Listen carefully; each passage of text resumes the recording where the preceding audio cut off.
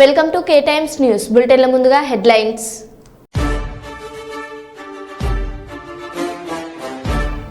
పర్యావరణ పరిరక్షణకు మట్టి విగ్రహాలను పూజించాలి. ప్రముఖ gastroenterologist, liver specialist doctor Shankar Sharma.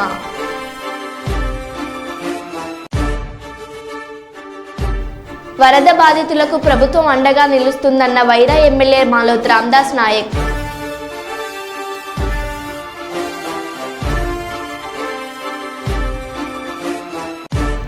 ఘనంగా ముగిసిన గణపతి ఆలయ మహాకుంభాభిషేక కార్యక్రమాలు.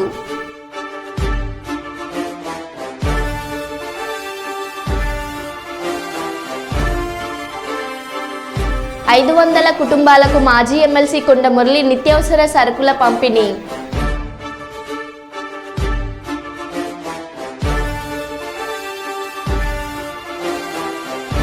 మట్టి గణపతిని పూజిద్దాం, పర్యావరణాన్ని కాపాడుదాం.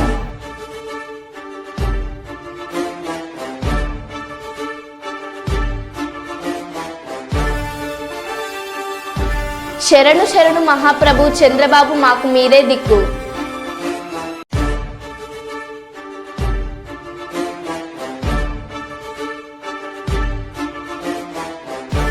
జనసేనలోకి వైసీపీ నేతలు.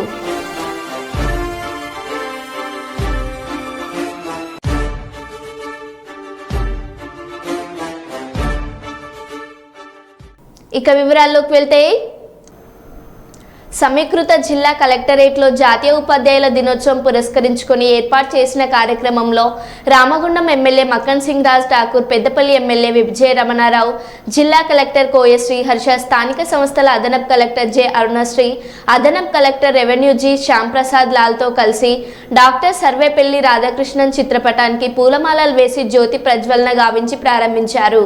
ఉత్తమ సేవలు అందించిన 42 మంది ఉపాధ్యాయులకు సన్మానం చేయడం జరిగింది. ఒక చక్కటి నృత్యాన్ని అందించడం కోసం Gayatri ma'am, SIT, NTPS Kadambapu Sultanabad మండలం నుంచి కూడా ఇచ్చేశారు. వారు అందుబాటులో ఉండి స్వాగత నృత్యాన్ని అందించవలసిందిగా కోరుతున్నాం. మీకు సంబంధించినటువంటి పాట కూడా ఇవ్వవలసిందిగా కోరుతున్నాం. డాక్టర్ సర్వేపల్లి రాధాకృష్ణన్ గారి చిత్రపటానికి మన అతిథులు పూలమాలలు వేస్తూ సగౌరవంగా, ఇంతకుముందు మనం చెప్పుకున్నట్లుగా ఒక ఉపాధ్యాయ, ఒక అధ్యాపకుడి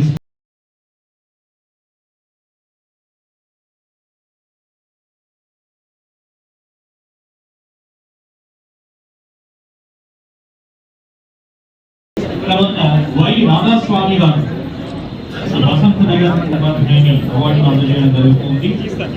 తర్వాత టి శ్రీలక్ష్మి గారు SA English ZPS Narayanpur Sultanabad mandal. దయచేసి అవార్డు గ్రహీతలు రావడం కోసం కూడా అవకాశం ఇవ్వండి. గారు డి వీరమల్లు గారు SA English ZPSS Antharga mandal. D Kosayya గారు, తర్వాత ఆర్ నారాయణరావు గారు,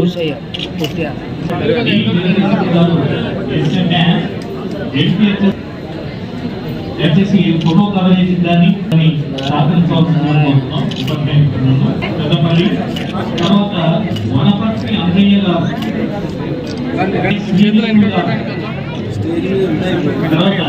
విష్ణు గారు,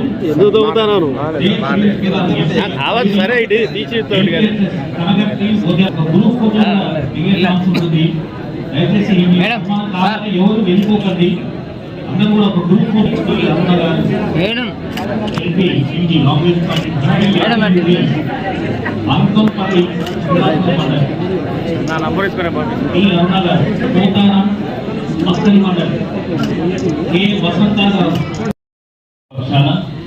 అలాగే అవార్డ్ కౌన్సిల్ కన్వీనర్ జిల్లా విద్యాధికారిని మరొక వారు మన పెద్దపల్లి జిల్లాలోని వివిధ మండలాల నుంచి వైఎస్ రాజశేఖర రెడ్డి గారు అనేవారు. ఇప్పుడు రాజన్న అని మక్కన్ సింగ్ రాజ్ ఠాకూర్ గారిని ఆత్మీయంగా పిలుచుకుంటారు. అమైనటువంటి మౌలిక వసతుల కల్పన కానివ్వండి, మరే సౌకర్యాలు సమకూరుతున్నాయో వివరించినందుకు వారికి గణనాయకాయ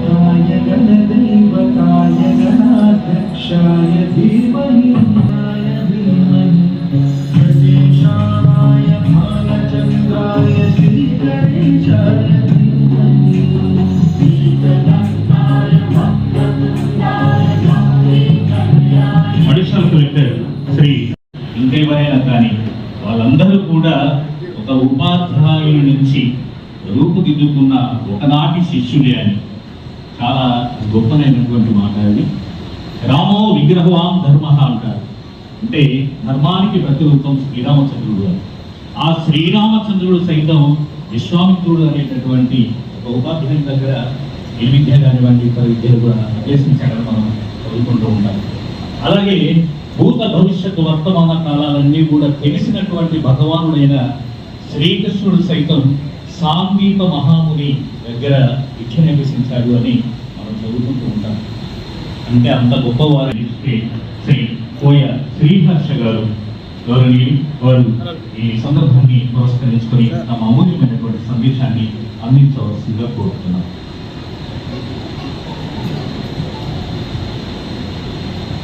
అందరికీ నమస్కారం.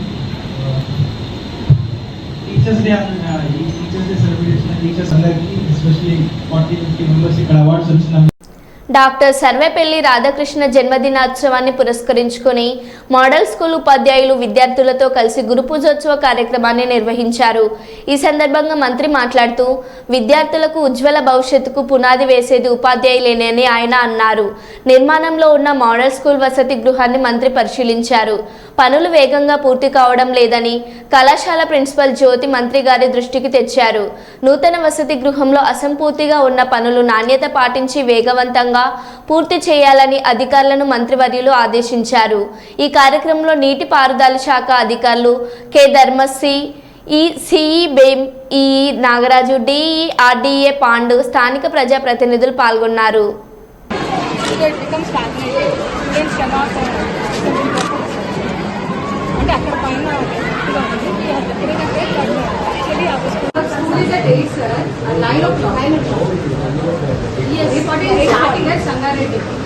So 740 case it will be very useful. 741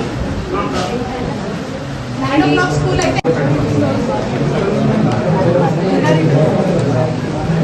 అయితే మీరు చెప్పండి కాంట్రాక్టర్ రామచంద్ర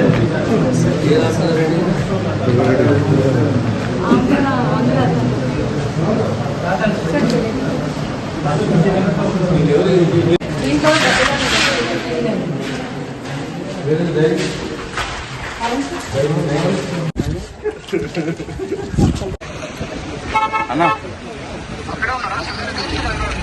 ప్రస్తుతానికి ఇంకా ఈ ఊరి నుంచి కొంచెం ముందుకు వచ్చి స్కూల్ ఉంది, ఆ స్కూల్కి వచ్చి స్కూల్ మొత్తం చూస్తారు సార్ అంతా. మనం ఏ రకంగా ఎదగాలి, నిబద్ధతతోటి క్రమశిక్షణతోటి సేవాభావంతో బతకాలి అనేది మనం నేర్పించేది ఎవరు? మన గురువు. పుస్తకాలు ఒక ఎత్తు, ఏవి పుస్తకాలు మన జ్ఞానానికి సంబంధించినవి, మన సంస్కారానికి సంబంధించిన ఏంటి? How we behave in the society, with the friends, with our relatives, ఏ రకంగా మనం ప్రవర్తించాలి, మన భాష ఏ రకంగా ఉండాలి, మన ప్రవర్తన ఏ రకంగా ఉండాలి, మన ఆలోచన విధానం ఏ రకంగా ఉండాలి, ఇది నేర్పించేది ఎవరు? ఎప్పటికీ జీవితంలో మన సంప్రదాయం ఏముంటుంది, మన సంస్కృతి ఏముంటుంది అంటే ఆచార్య దేవోభవ.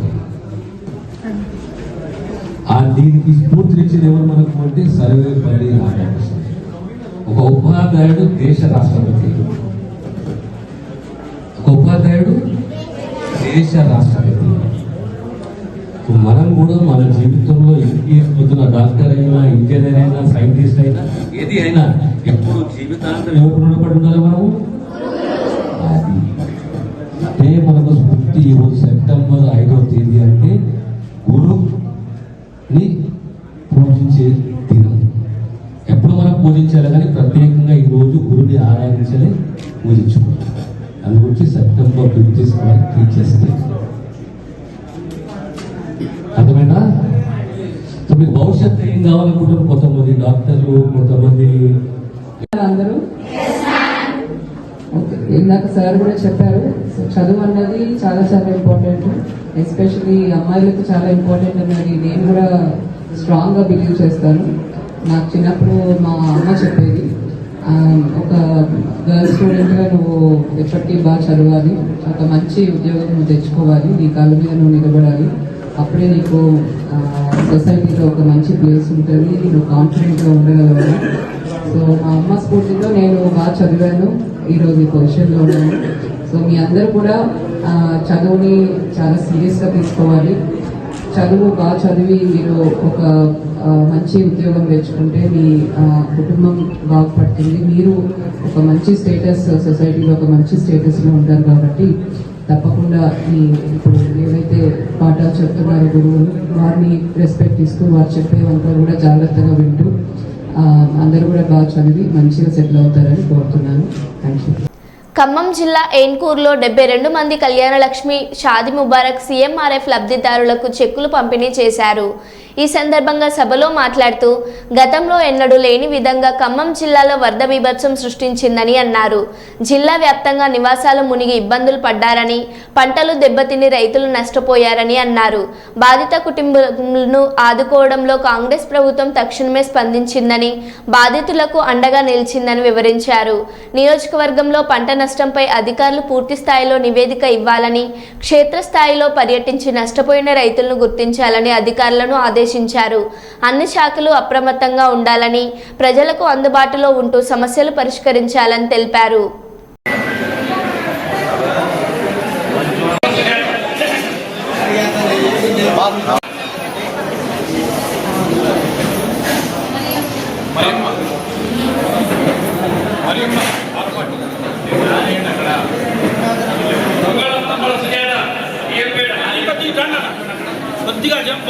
కూర్చోండి బాబు.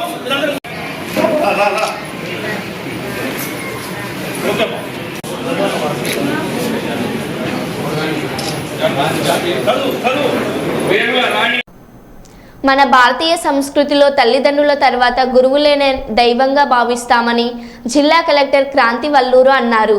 స్వామి వివేకానంద చెప్పినట్లు ఏ దేశ భవిష్యత్తు అయినా తరగతి గదిలోని 4 గోడల మధ్యనే నిర్మించబడిందని పార్లమెంట్ సభ్యులు రఘునందన్ రావు అన్నారు. ఉపాధ్యాయ దినోత్సవం సందర్భంగా గురువారం కలెక్టరేట్ సమావేశ మందిరంలో జిల్లా విద్యాశాఖ ఆధ్వర్యంలో నిర్వహించిన ఉపాధ్యాయ దినోత్సవ వేడుకలకు కలెక్టర్ క్రాంతి వల్లూరు, తెలంగాణ పరిశ్రమల మౌలిక సదుపాయాల కల్పనల చైర్మన్ నిర్మల జయప్రకాష్ రెడ్డి, మెదక్ పార్లమెంట్ సభ్యులు రఘునందన్ రావు ముఖ్య అతిథులుగా హాజరయ్యారు. భారత రాష్ట్రపతి డాక్టర్ సర్వేపల్లి రాధాకృష్ణ చిత్రపటానికి పూలమాలలు వేసి ఘనంగా నివాళులర్పించారు. స్వామి వివేకానంద గారు చెప్పినట్టు the destiny of a nation is decided in the 4 walls of class room.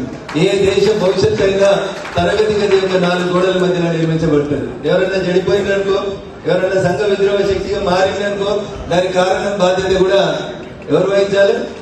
చదువు చెప్పిన సాధే వహించాలి.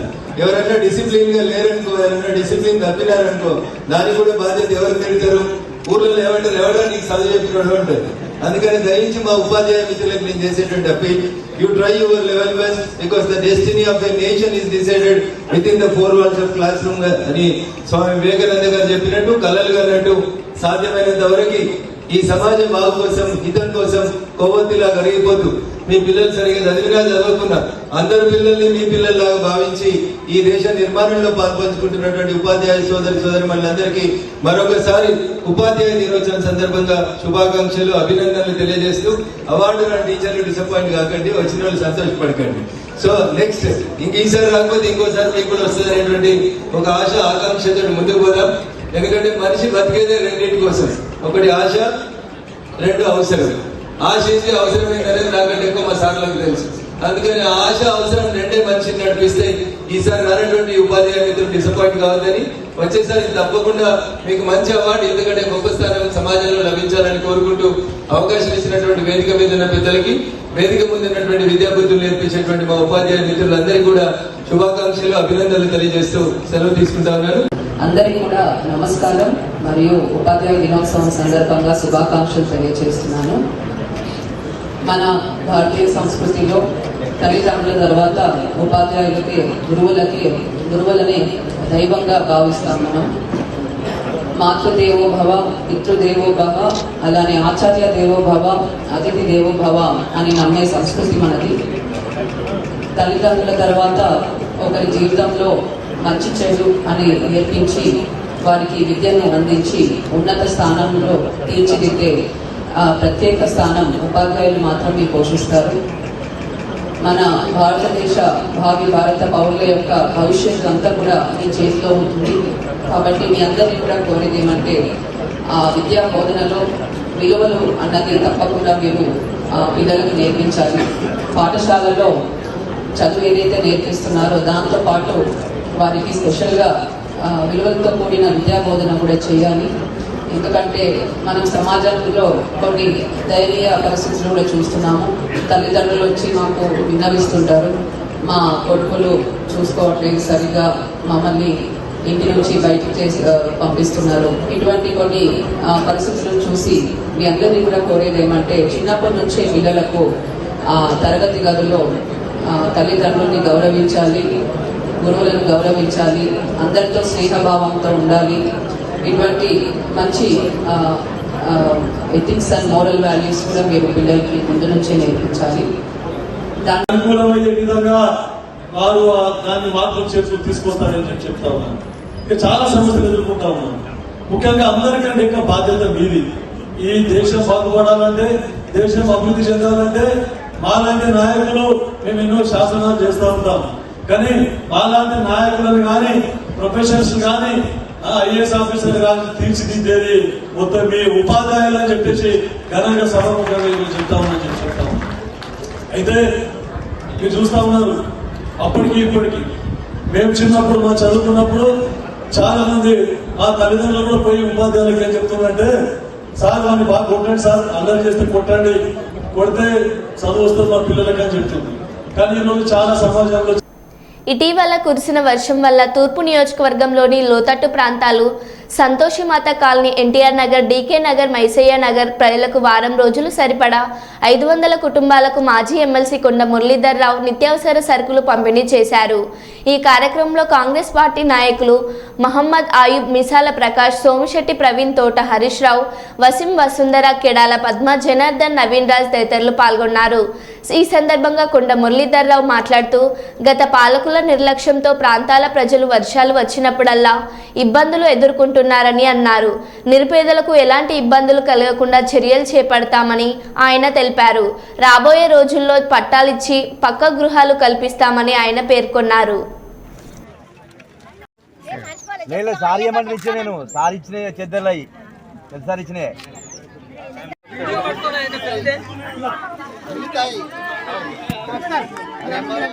పంపిణీ స్లమ్ ఉన్నది, ఇట్లా పేదలు ఉన్నారు సార్ అంటే తన సొంత ఖర్చులతో ఇలా 16 రకాల వస్తువులు తీసుకొచ్చి ఎత్తుకుంటాం. నమ్మకం అంటే నమ్మకంతోనే మేము పనిచేసుకుంటా ఉంటాం సార్. ఏది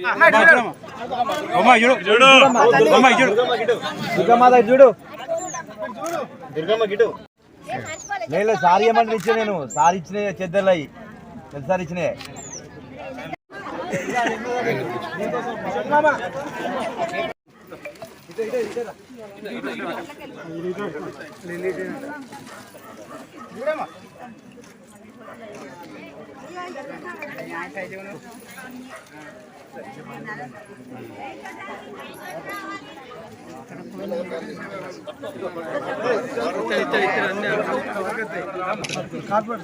నాకేం తెలియదు.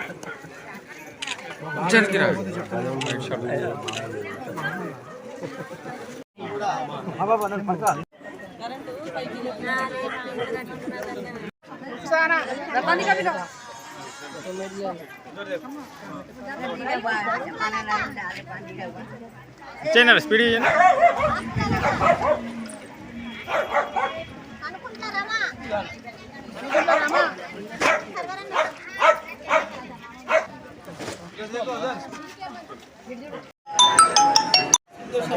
సంతోష్ నగర్ కాలనీ కూడా మన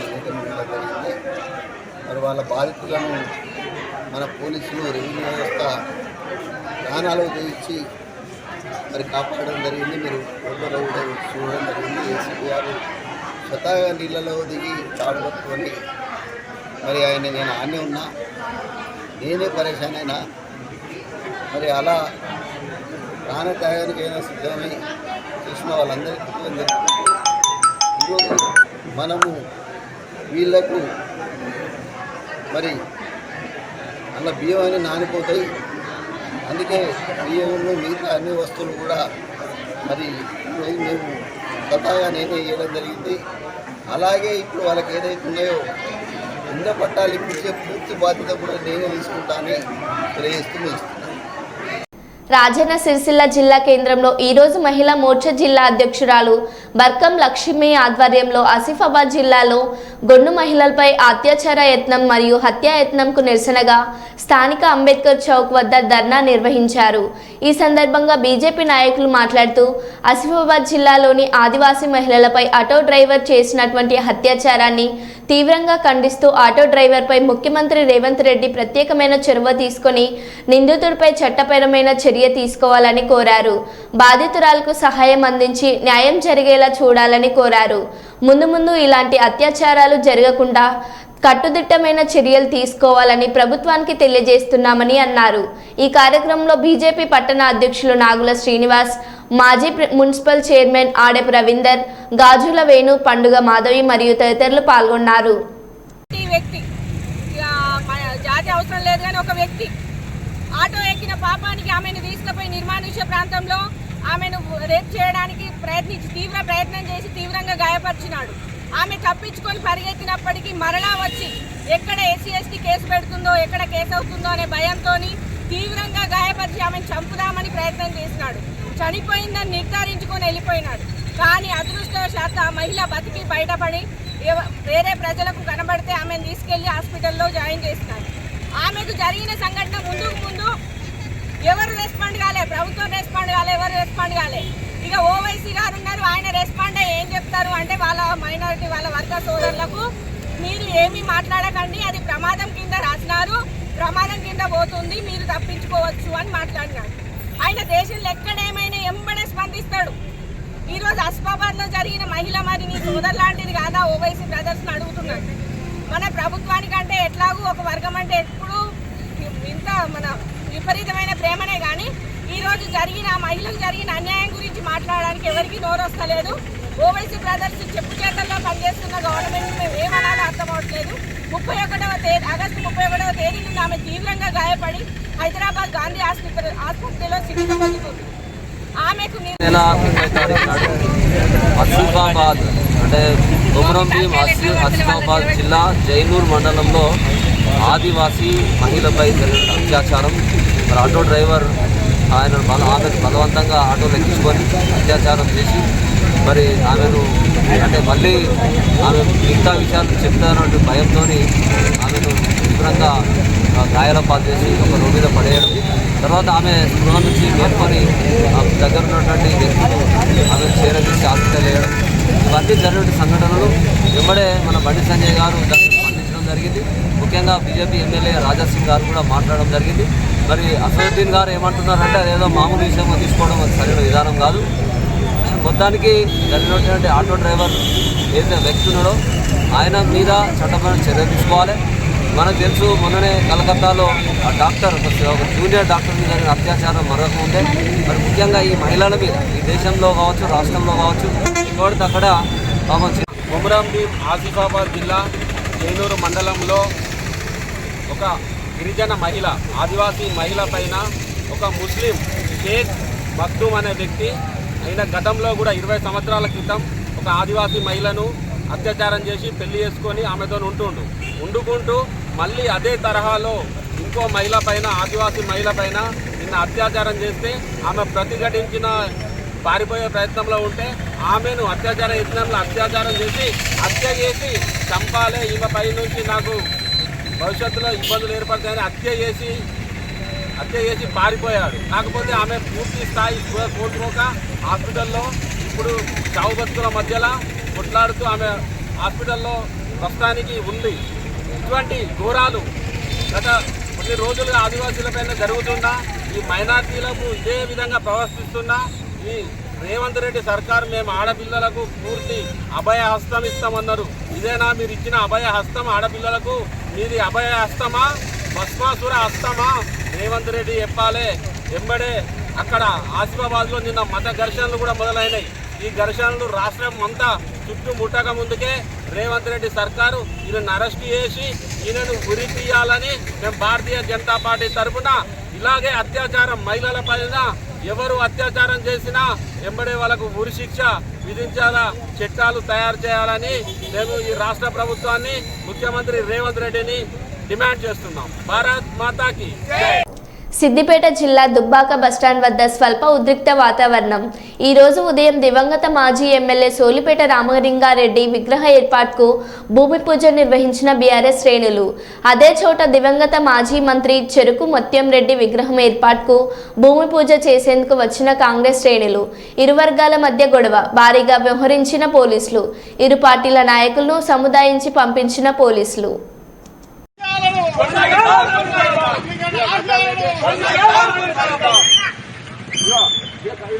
జై తెలంగాణ, జై తెలంగాణ, కేసీఆర్ గారి నాయకత్వం, హరీష్ అన్న నాయకత్వం, కొత్త ప్రభుత్వ నాయకత్వం, జై తెలంగాణ, జోహార్ తెలంగాణ మన వీరులకు, జోహార్ తెలంగాణ మన వీరులకు, కొనసాగిద్దాం కొనసాగిద్దాం రామలింగారెడ్డి గారి ఆశయాలను, రామలింగారెడ్డి గారి ఆశయాలను, జై తెలంగాణ, జై తెలంగాణ, జై తెలంగాణ.